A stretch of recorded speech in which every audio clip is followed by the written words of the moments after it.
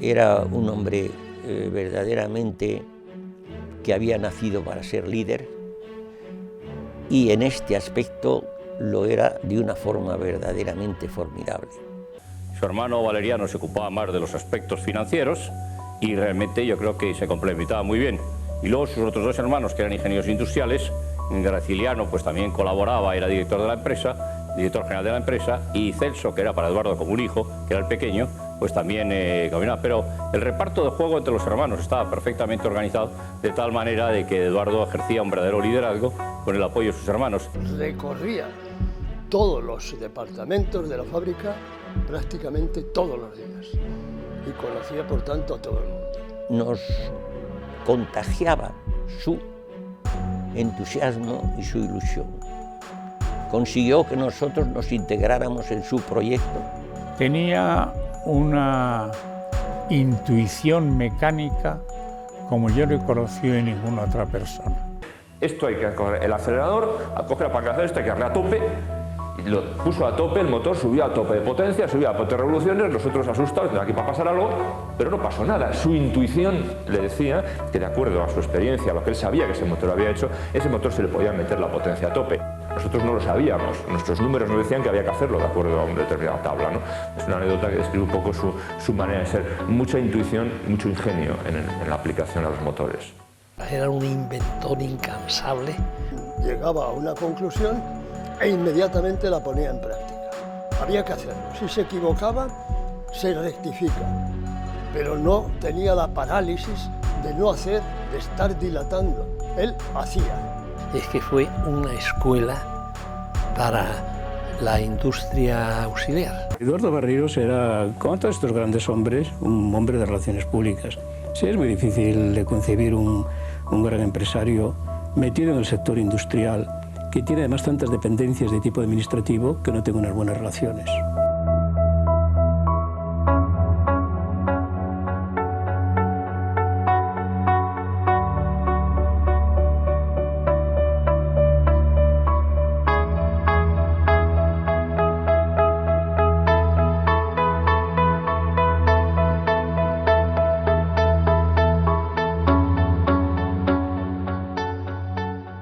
Su capacidad para conocer lo que estaba ocurriendo. Él sabía siempre dónde estaba.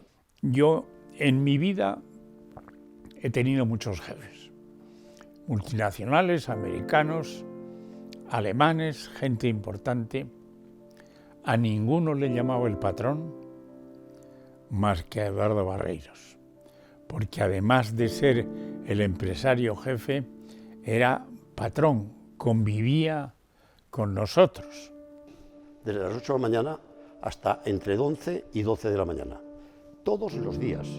Una colección de jovencitos. Don Eduardo me pasaba a mí 10 años, nos dejaba a todos con la lengua fuera. Conocía nuestro mucho trabajo y nuestro escaso descanso y lo alababa y nos animaba, es decir, tenía unas cualidades humanas muy dignas de un gran jefe de producción. Trabajábamos mucho, nos pagaban muy bien. Y dicho eso, no se puede decir más. Eduardo Barreiros era un jefe excelente. La vida en la factoría era que allí se trabajaba muchísimo, estábamos 12 horas diarias, una intensidad pero con un optimismo. Tenía una generosidad importante con sus trabajadores, ¿no? Y muchas veces llegaba y sacaba del bolso un fajo de billetes y se los daba al jefe de sección. Esto, repártelo entre todos los que están aquí a las 2 de la madrugada o las 3 de la madrugada. Estaba contento, lo que hiciera falta, si había que doblar, se doblaba, lo que hiciera falta. Se trabajaba con ilusión, que es lo más importante. Tenemos médicos, tenemos pericultor, tenemos de todo, tenemos boletín que nos daba cuando nos casábamos, cuando teníamos los hijos, era... Alquilaba para dar reyes a los hijos de los trabajadores el Palacio de los Deportes de Madrid en varias ocasiones. Ten en cuenta que te estoy hablando de que éramos 14.400, 14.500. En Barreiros había viviendas, tenían posibilidad de ir a los servicios médicos. Los puntos eran el doble que el resto de los ciudadanos de España. Y los quinquenios también. Muchas veces a lo mejor se iba por la noche a una fiesta o alguna de esto y a las 4 de la mañana aparecía por la fábrica a ver la fábrica porque vivía de la fábrica, era muy entusiasta. Y si íbamos a una cena que nos habían convidado, pues al acabar la cena nos íbamos derechitos a la fábrica. Yo me quedaba con la radio puesta, se subía a la oficina o a los talleres y haciendo el recorrido y se pasaba pues muchísimo tiempo. Cuando llegaba yo algunas veces dormida y cuando llegaban le acompañaban al coche y decían, pero ¿cómo es posible que tengas a Dori hasta esta hora en el coche? Y bueno, él le encanta. La demostración de que había una moral enorme en la gente era que había cualquier problema, una falta de producción porque habían fallado un suministro de materiales o lo que sea y había que recuperar la producción. La gente se volcaba, doblábamos esa noche. Doblaba la gente, se le compraban bocadillos, cerveza, lo que sea, todo con entusiasmo. Y nosotros con ellos, claro. Eduardo y yo nos quedábamos allí con ellos, allí en la fábrica, hasta el día siguiente, en el turno de la mañana y al mediodía se marchaban. Por favor, muchachos, ¿me puedes dejar la herramienta? No tienes tanto que, bueno, porque en esos momentos, joder, que venga mi jefe y te diga esto, ¿no? Pues muy bien, yo... Me estoy emocionando ahora más que entonces, ¿no? Que iba a conseguir que todos los obreros de su fábrica tuvieran un coche de la casa, de la marca. Y todos llegamos a tener un sin camino. Todos. Don Eduardo. Quiero decir que en el ámbito social, los trabajadores que trabajábamos en Barreiros estábamos contentos porque es que esto no existía en ningún lado, por el hecho de trabajar en la fábrica. Pero eran beneficios humanos, podríamos decir, que unían a los trabajadores. Que nunca ha dejado de pagar a los empleados, nunca.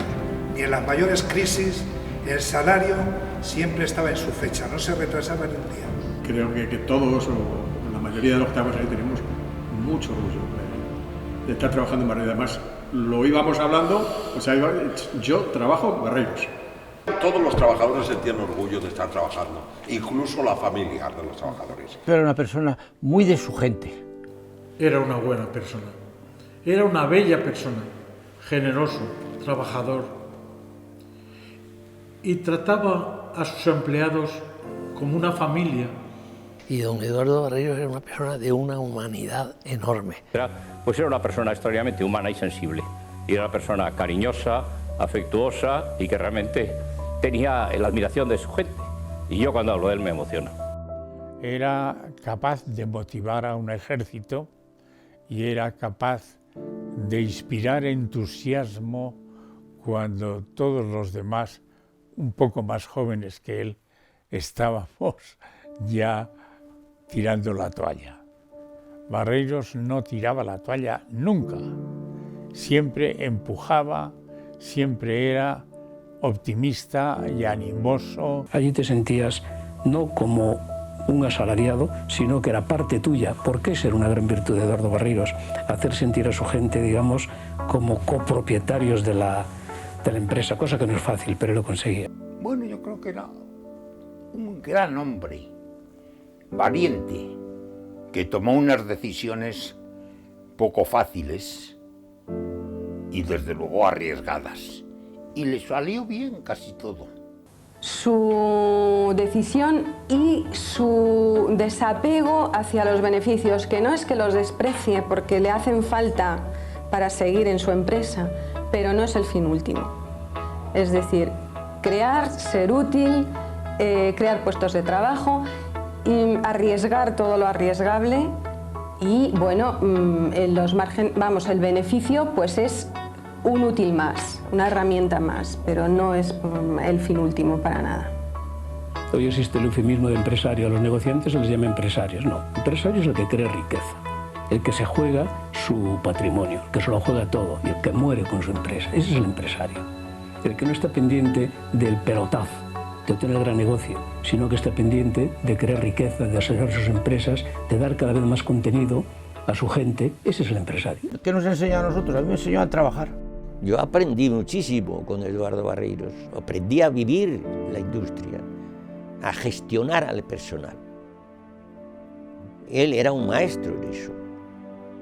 Y yo pensaba, cuántas cosas me enseñó a mí don Eduardo, que son ahora cosas que se lanzan como fórmulas para dirigir empresas con eficacia. Tenía una admiración por Henry Ford, viejo, enorme. Y cuando a él Times le sacó en la portada como el Ford español, eso yo creo que para él fue la máxima satisfacción. El que le reconociese mundialmente su valía.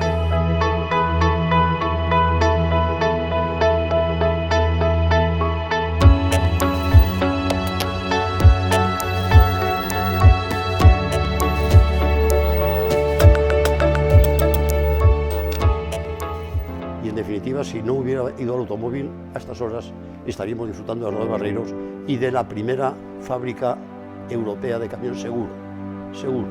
Hubiera triunfado también en las circunstancias actuales. Porque él conocería seguro la informática y conocería seguro cómo estaba todo en el mundo este del motor diésel, ¿no? Le hubiera costado adaptarse, pero se hubiera ido adaptando progresivamente, seguro. Ahora, don Eduardo Barreiros, con la cosa que hay ahora de los coches eléctricos, estoy seguro que hace 10 años tenía hecho ya el prototipo de coche eléctrico y tan bueno como el mejor japonés. Porque Eduardo Barreiros, con esas facultades que tenía de líder, tenía al mismo tiempo, pues eso, la facultad de comunicar su entusiasmo, su ilusión, pero también de comunicar sus conocimientos, de ayudar a la gente, de estar siempre en el sitio oportuno para dar su consejo, para dar su comentario o para dar sus palabras de ánimo. Porque con Eduardo Barreiros allí nosotros teníamos a alguien a quien llevarle cualquier problema que tuviéramos. Era como si tuviéramos a alguien que nos está poniendo la mano en la espalda para que no nos caigamos al encontrarnos con los obstáculos. Le correspondió aquella época feliz en que había que ser, además de empresario, un poco héroe, un poco conductor de un ejército, donde la ilusión primaba más que los datos del ordenador, porque el ordenador no existía, y donde los medios eran escasos, donde, como yo le he dicho antes, los motores los aprendimos a hacer con los dientes.